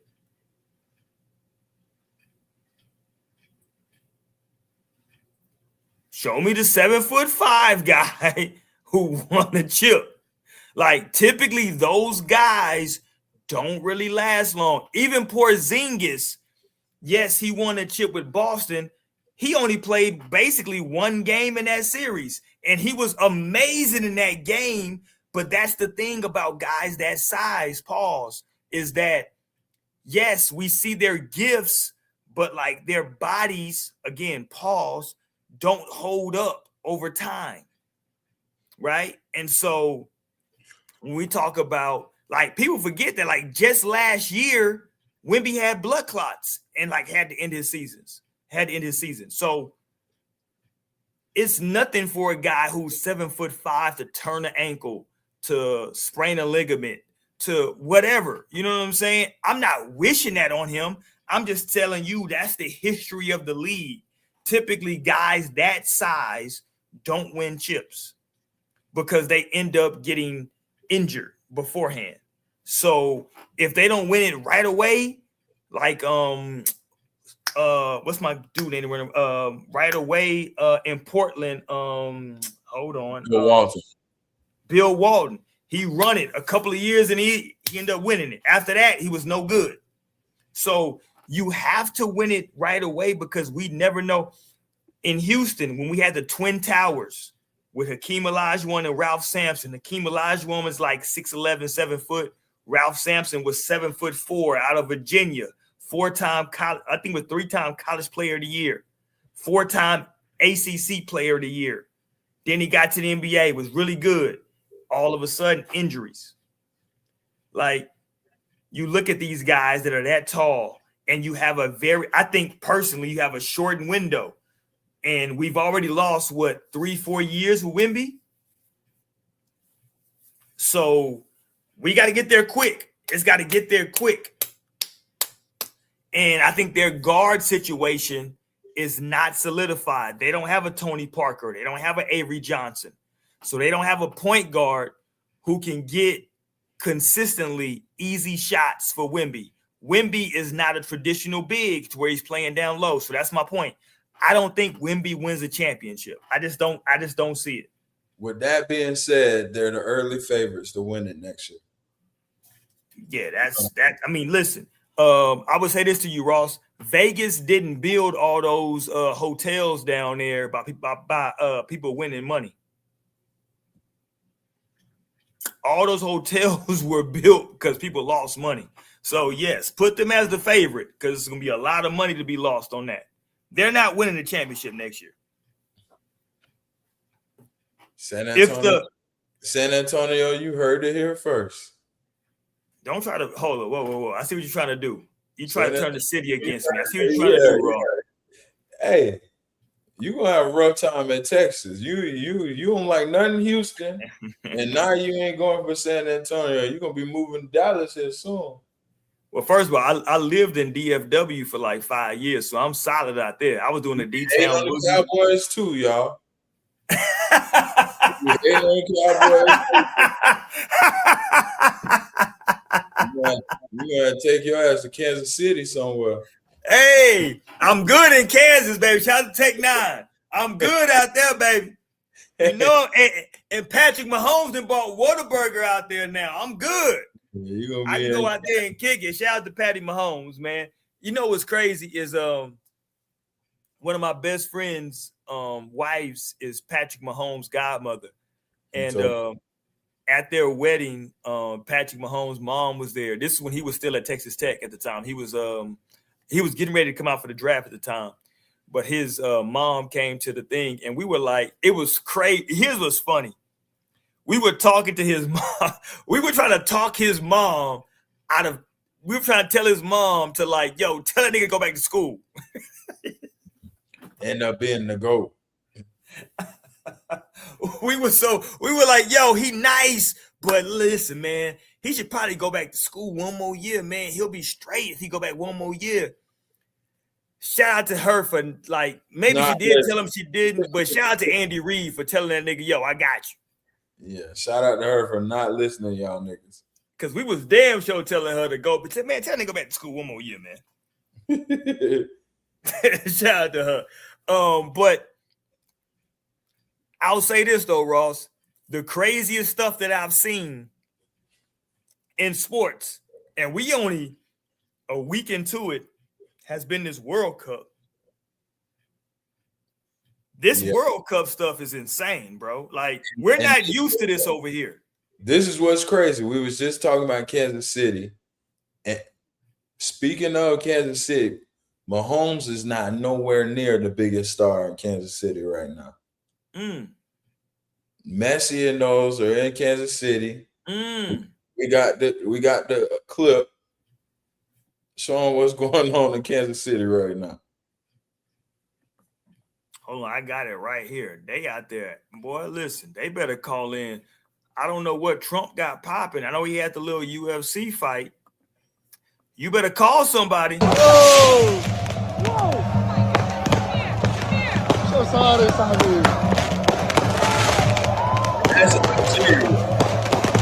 like, this can't be a thing, Ross. This is not a thing where you can just like light stuff on fire. What are we doing?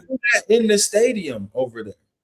But like, this ain't in. Listen, this is in the state. We in the States. We don't. No, but you've seen the EuroLeague basketball games do it in the stadiums, all those Greek teams and all. But this World Cup. This is like, you probably didn't even know Algeria had this many fans here.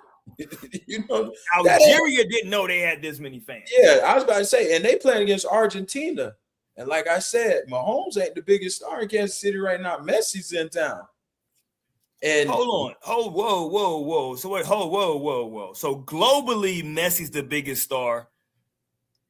Messi's not a bigger star internationally in the US than Mahomes is, Ross. Stop. Are you crazy? Stop this stuff, Ross. Stop. I'm not gonna let you do this, Ross. Stop. Messi came here and created the Miami team in the MLS. I don't even know what that means. Hold on, let me tell you this. They broke into the arena to go to the game. You had people sneaking through the pipes to get to the game to see How Messi. many people was it? 200? They sold out the Hard Rock Stadium. What the Dolphins don't never sell out when Mahomes come to town. What you talking about? What I'm telling you is Messi is bigger than, bro. Did you see the goalie? Hold on, just go to what I sent you about the goalie. Let's go to the goalie. When you have a goalie come in and just off of getting a draw against Spain, they didn't even win the game, Roy. That's what you don't understand. He got a draw. My man's went from 500,000 followers to 7.4 million. That's more than Wemby. That's more than Shea. That's more than Mahomes. That's in one day. I mean, look, it is like, here's what's crazy about the US. Like, we don't embrace soccer, football like that, but the rest of the world does. And so, yeah, it's just more of the world, right, out there than us, right? It's just more of the world. Like, he's not a big star in the US, Ross. I'm with you. Globally, listen, this World Cup thing for us, we're still trying to figure it out because we're not good at it, right? In terms of like international, like we're not one of the top teams. And so it's difficult for us to embrace it as a country. But this is game 1 in the group round in the World Cup. This He's like already a star. That's what I'm saying. That wasn't the final. That wasn't like that was game 1 in the group stage. That's like game 1 of the first round of the NBA playoffs. Like, yeah. Yeah. No, you're right. Jalen Brunson, we've been talking about for an hour and 40 minutes about if he's gonna be where he stands with the greatest small guards in the whole NBA. This is a 40-year-old goalie who's at the end of his career, and they got a draw, and he gained this off of getting a draw. Like it's levels, bro. Shout out Messi.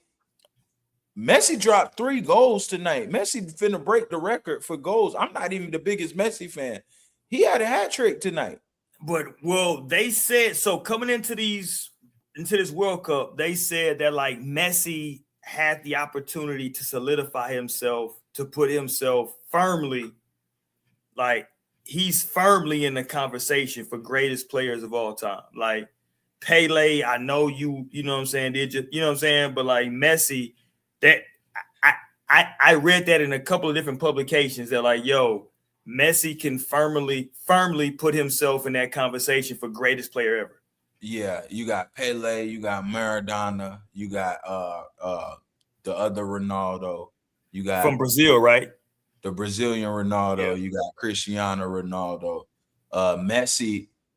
So they're defending their title. They won the last World Cup. If he went back-to-back World Cups with his individual accolades, yeah, he'll be up there. It's like no question, right? He surpasses Pele, right? Yeah, Argentina looked good. They beat Algeria 3-0. Messi looked amazing. It's been fun, man. France, shout out France. Mbappe, who's kind of like the, new, like Mbappe, I would compare him kind of to Wemby. Okay. Maybe not. Mbappe, so he won the World Cup with France when he was 18.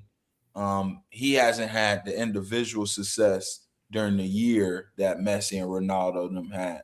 But like anytime he's on France, he's the best player on France. Anytime he's in it, he got a chance. Mbappe, he went off today against Senegal. It's been good though. You had 4 draws yesterday, which was nuts. Okay, so hold on. Educate me real quick. When you get a draw, is it like everybody like we each get a point?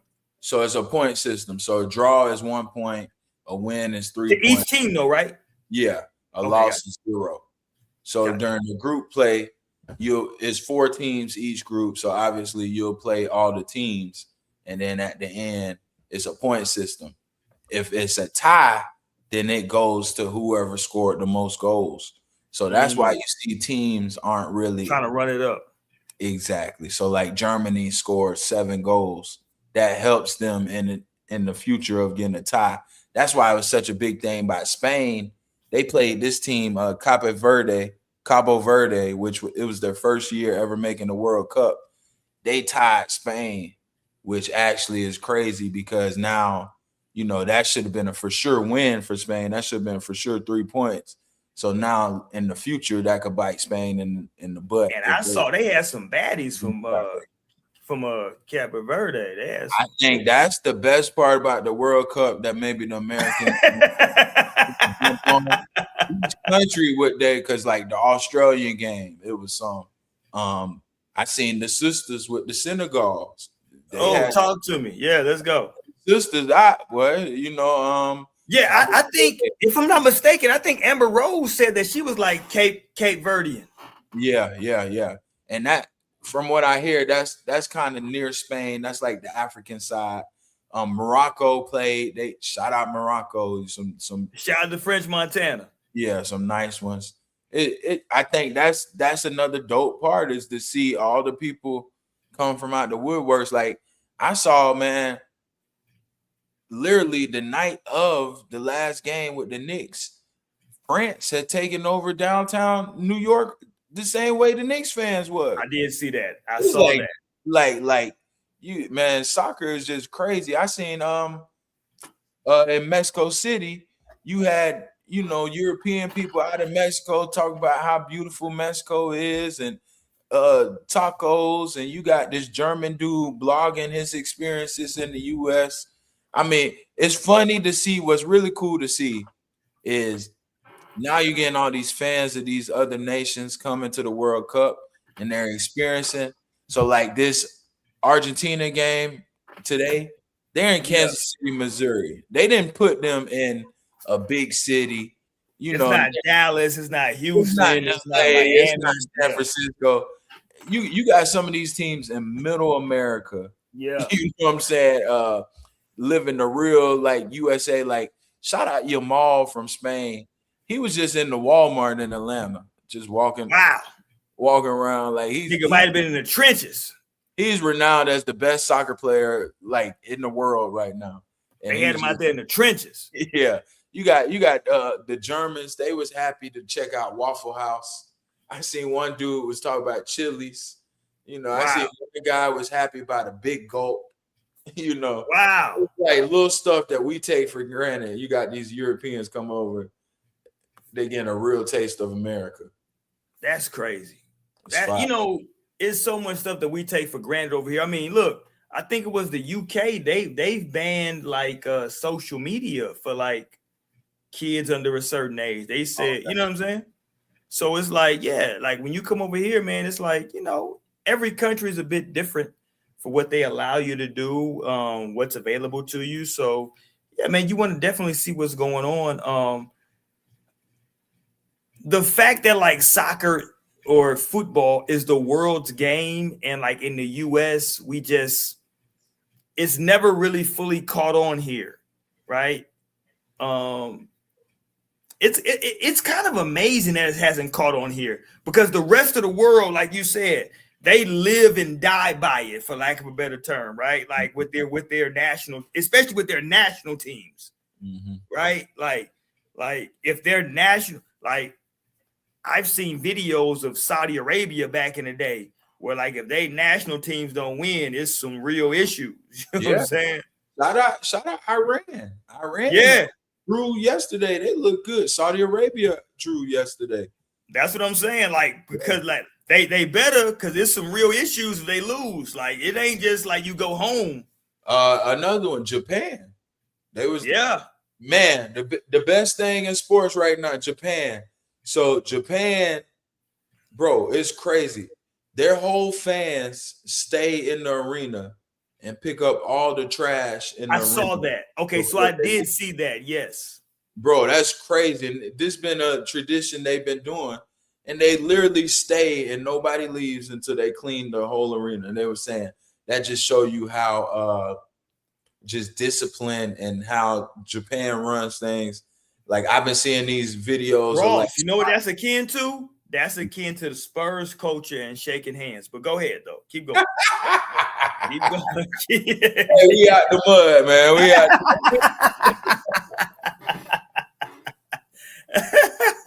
I'm just saying, we just showing you like, yo, this is what we do. Like, soccer is amazing, bro, because like, again, because in our culture, in our country,